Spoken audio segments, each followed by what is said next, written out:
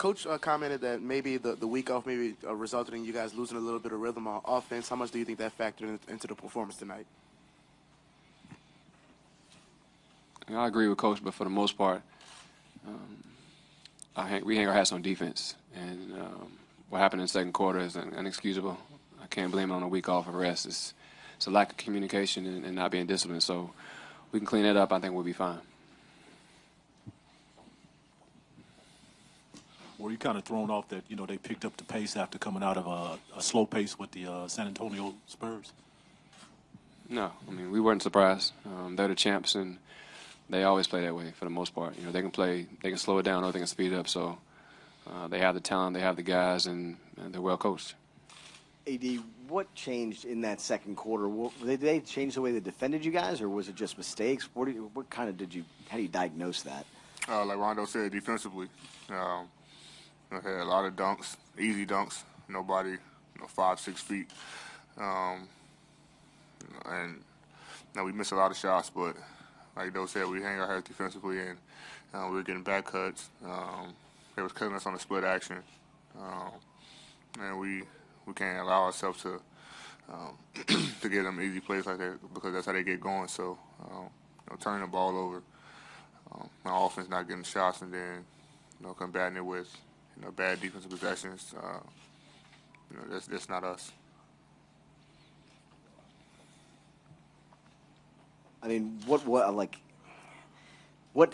against Portland, you guys were able to do so many things defensively and be able to trap guys. I mean, this is obviously such a different defensive challenge. What is the biggest key, you think, to kind of turning that around and not allowing some of those breakdowns to occur? Being locked in. It's a mental game.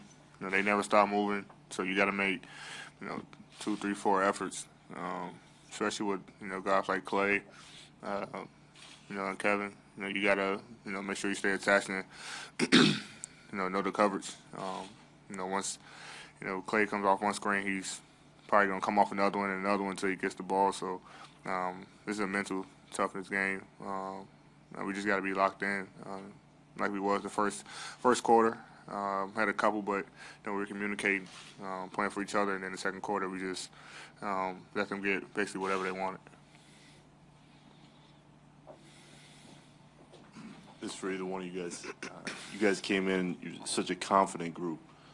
How easy you think it'll be to shake off what happened tonight and just move forward into game two? We're very confident, man. It's one game. They win by 40, they win by 1, win by 90. It's one game.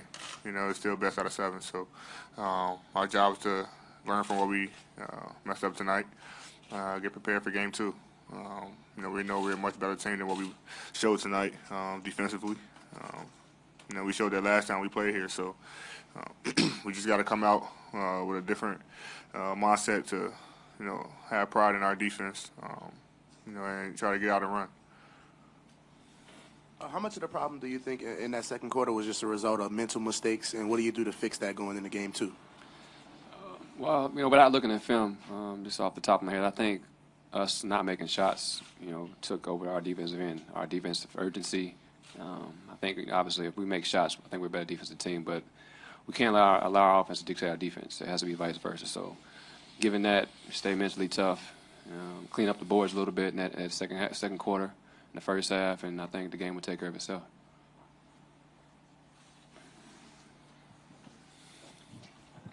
For either one of you guys, the game is about adjustments, and Stephen Curry is pending to come back Tuesday. How do you guys, approach situations like that?